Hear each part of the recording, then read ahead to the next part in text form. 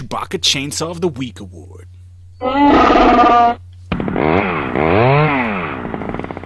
And this week's award goes to lovely Miss Rhonda Rousey.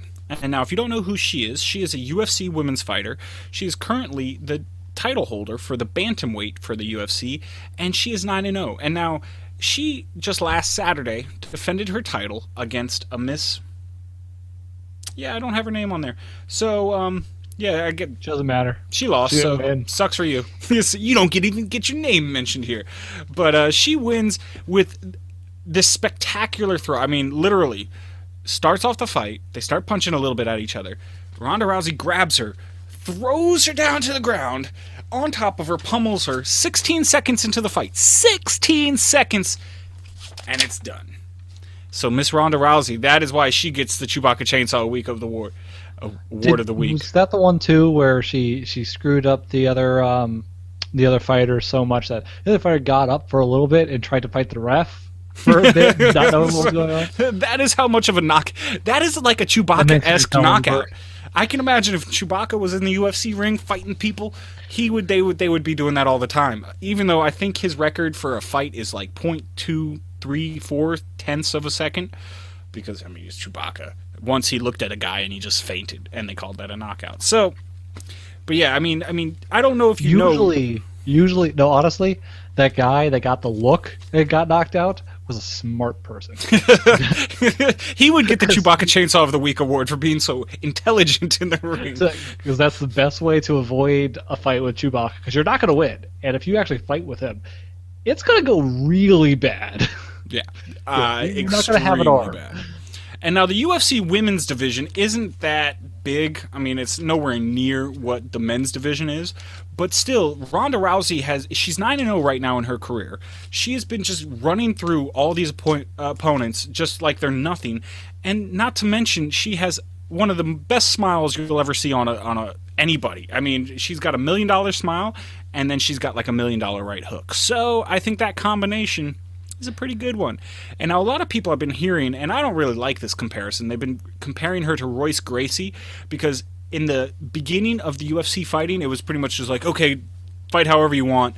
And these guys would go into the ring, and Royce Gracie was a black belt in Brazilian Jiu-Jitsu. Now, most people back then, in the mid-90s, I'd say, had no clue what Brazilian Jiu-Jitsu was. Yeah, now it's pretty standard. They soon found out. Now that's one of the belts that you have to even come close to doing anything in the UFC. I believe that's where the arm bars come from, where a lot of the leg locks come from, a lot of throws. So it was almost unfair that Royce Gracie knew this super technique that nobody else knew, and he used it on him. Ronda Rousey's doing this against super trained, all of the belts that she has. I mean, everybody knows what's coming. She just totally steamrolls them. So, Ronda Rousey, she might be the greatest female fighter of all time. Now, Layla Ali might have a problem with me saying that, but I don't really care. And you know what? I would even put Ronda Rousey up against some of the men fighters in her same weight class. Yeah. Yeah, I mean, if you can take on the fighters the way she does, like in the women's league, then I would say definitely, yeah, she could probably. Well, I know she could definitely kick my ass. Yeah, that's that. I'm 6'3", about 220 pounds, so I'm not a small guy. And you're what, 6'2", about the same. And yeah, she could probably take both of us at the same time without even breaking a sweat. Yeah. It wouldn't be pretty. No, We're never, Rhonda, I will never ever want to fight you. I actually heard a story about her. I think I'll just drop down. Like, if she wants to fight me, I might have to just drop down, just like we got Chewbacca. do the Chewbacca defense. Yeah, I'm out. That might be the smartest thing. And I actually read a story about her. Apparently, like 5-6 years ago, before she became more famous and popular.